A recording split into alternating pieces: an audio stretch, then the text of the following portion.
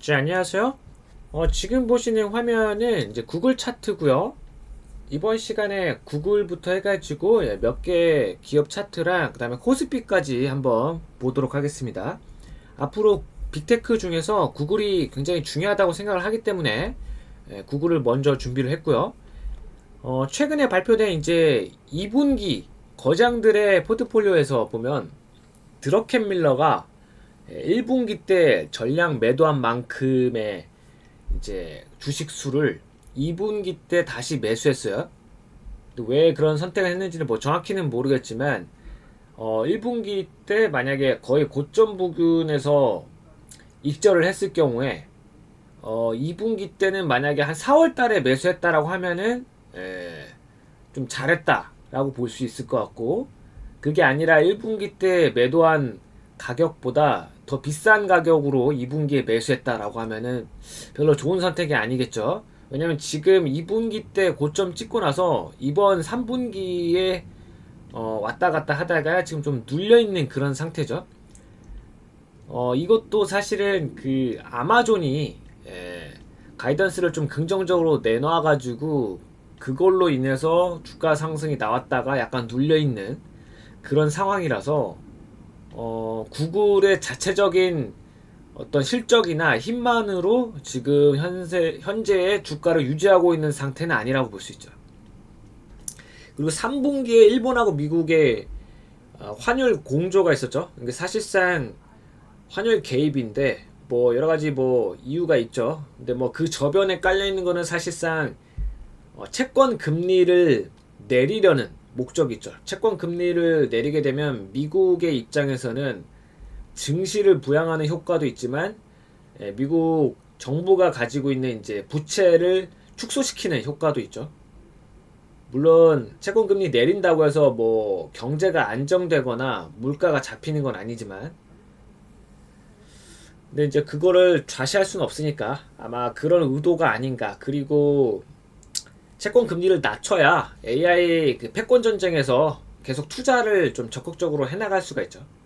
채권 금리 높으면은 이제 빅테크에서도 회사채 발행할 때 조건이 안 좋을 수밖에 없죠. 그러니까 현금 흐름이 마이너스 폭이 더 커지는 거죠. 그렇다고 투자를 중단할 수도 없고. 그리고 4분기에는 이제 엔트로픽 IPO도 지금 예정이 되어 있고, 9월 말에는 FOMC에서 금리 동결할 가능성이 높지만 뭐 중간 선거 전에 10월 말에는 금리 인하할 가능성이 좀 있지 않을까. 그러니까 확률을 높게 보는 건 아니지만 좀 희망 회로에 가깝죠. 하지만 어, 예상과는 다르게 금리 인하를 할 수도 있기 때문에 이 부분에 따라서 향후 그 구글을 포함해서 이제 나스닥 증시 방향이 크게 달라질 거라고 보고 있습니다. 엔트로픽 같은 경우에는 아무래도 흑자 전환했던 가장 큰 이유 중에 하나가 이제 구글의 TPU 때문이라는 얘기가 있죠. 실질적으로 그걸로 비용 절감을 했다라는 뉴스들이 났었고, 그래서 엔트로픽이 지금 감사 중인 그 내용이 이제 승인이 나면 9월 중에 뭐 빠르면 8월 말에 S1 보고서가 공개가 될 거고, 거기에서 이제 실적이나 이런 것들을 좀 확인할 수 있을 거예요, 수치로.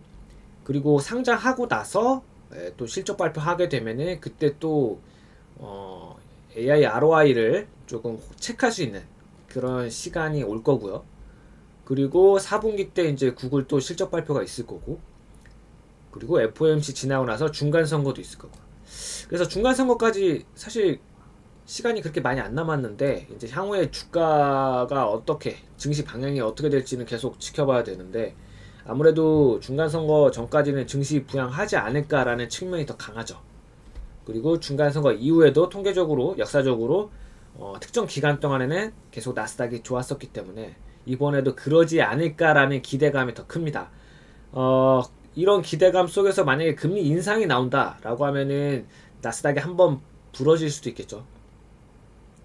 그렇지만 확률적으로 어디에 베팅해야 되냐라고 보면은 사실 금리 동결이나 인하 쪽에 중간 선거 전후로 나스닥이 신고가를 갈 거다에 베팅하는 게 더 현실적이지 않나. 아니면은 조금 차익 실현을 해서 비중 조절을 하는 것도 방법이겠죠. 그거는 개인의 포트폴리오나 여러 가지 현금 비중 뭐 그런 거 상황에 따라서 아마 다르게 해야 되지 않을까. 그래서 구글의 주가는 좀 최악으로 보면은 300달러도 깨질 가능성은 저는 있다라고 봅니다. 확률상으로는 그럴 가능성은 높지 않은데 오히려 신고가를 향해서 나아갈 가능성이 저는 있다라고 봐요. 그 확률을 더 높게 보고, 단지 신고가가 언제 나오냐 그건 모르겠는데, 이제 아까 얘기했던 것처럼 10월 말에 뭐 낮은 확률이라고 할지라도 금리 인하가 나온다 그러면 좀 더 빠르게 4분기 내에 구글의 신고가가 가는 걸 좀 볼 수도 있겠죠. 자, 그래서 구글은 여기까지 하고요. 일단 구글 옵션은 딱 봐도 뭐 좋죠. 콜베팅이 더 많고요. 네, 숏감마가 아니라 롱감마죠. 넷GX. 자, 그리고 브로드컴 같은 경우에는 이제 길게 보면은 이제 상승 채널 안에 있다. 그래서 상승 추세라고 볼 수 있죠. 자, VWAP가 활성화가 안 되네. 그 VWAP이라고 이거를 활성화하면은 지금 캔들이 이거 위에 있을 겁니다. 이게 안 되지? 그래서 장기적으로 봐도 추세상 상승 추세에 놓여 있다. 이렇게 볼 수 있어요. 근데 이제 최근에 악재가 겹치면서 주가가 지금 크게 빠졌는데 월요일 날도 조금 더 빠질 수도 있습니다. 거의 6% 가까이 빠져가지고 이거 뭐 올라갈 때는 막 진짜 조금씩 올라가다가 엄청 다 빠졌죠. 아, 미쳤네 이거. 어쨌든 저점이 높아지는 형태로 다시 주가 흐름이 회복돼서 상승세로 나온다라고 하면은 네, 다시 올라갈 거라고 보고 있고요. 단지 단기적으로 보면 월요일날 증시 분위기에 얘가 또 똥물을 좀 끼얹는 그런 상황이 될 수 있어서 좀 체크를 하려고 가져왔습니다. 그래서 얘를 옵션 데이터를 보면 단기적으로는 좀 안 좋아요. 전체로 놓고 보면 얘를 롱감마인데 8월달 것만 놓고 보면은 좀 안 좋죠. 8월달 것만 놓고 보면 뭐 롱배팅도 꽤 있는데 지금 주가가 까여가지고 원래 더 위에 있어야 되는데, 어쨌든 뭐 380달러도 깨질 수도 있겠죠. 근데 아마 빠진 만큼 빠져서 월요일날 여거는 안 깨지지 않을까 싶어요. 그래서 조금 왔다 갔다 하다가 하락하더라도 큰 폭으로 하락하지 않는다고 하면 월요일날 나스닥 분위기가 나쁘지 않을 거고, 그러면 화요일날 코스피도 좀 괜찮지 않을까라는 게 희망회로인데, 일단 넘어가겠습니다. 샌디스크 같은 경우에는 저는 이제 엘리어트 파동 출현하고 나서 ABC 파동까지 나왔다고 생각을 하고 있어요. 그래서 이제 상승세에 있고, 어디까지 갈 거냐? 개인적으로는 머지않아서 2000달러 돌파할 거라고 봐요. 뭐 신고가가 나올지는 모르겠는데 2300달러까지는 충분히 가능성이 있지 않나. 그래서 희망회를 좀 더 보태면 올해 신고가가 나온다고 하면 2500달러까지도 뭐 충분히 가능성은 있다. 그 정도로 뭐 주주 환원도 적극적이고, 그리고 전망 자체가 샌디스크가 그렇게 어두운 게 아니기 때문에 좋게 보고 있고요. 이거는 옵션 데이터에서도 마찬가지네요. 전체로 놓고 봐도 그렇고 8월달 것만 보더라도 그렇고요. 롱감마이고요. 콜옵션이 훨씬 많죠. 그래서 상승 베팅이 뚜렷하다. 그래서 특별한 악재가 있는 것도 아니고요. 뭐 새로운 악재가 나올 만한 게 있을지도 잘 모르겠지만, 자, 이 상황에서 그러면은 코스피는 어떻게 될 거냐? 이제 아까도 잠깐 얘기했지만 화요일날 좀 좋게 흘러갈 거라고 좀 예상을 좀 하고 있어요. 뭐 안 좋게 좀 하락한다 하더라도 큰 폭으로 하락하지는 않을 거라고 좀 생각하고 있고, V자 반등으로도 갈 수 있다고 생각합니다. 물론 이제 저는 4파가 나왔고 지금 5파가 진행 중이라고 보고 있는데, 이 5파가 어디까지 갈 거냐라고 하면 보수적으로 보면은 이제 코스피 지수로 봤을 때 한 7,800에서 8,200 사이, 여기까지 갈 거라고 보고 있고요. 반등이. 그래서 여기서 다시 눌리느냐 아니면 확장형으로 상승세가 더 가느냐, 그거는 미국 나스닥이랑 금리에 따라서 달려있다고 생각합니다. 뭐 좀 빠르게 9월 말에라도 금리 인하가 빨리 나와주면은 이거 바로 확장형으로 강세장 그냥 가는 거고요.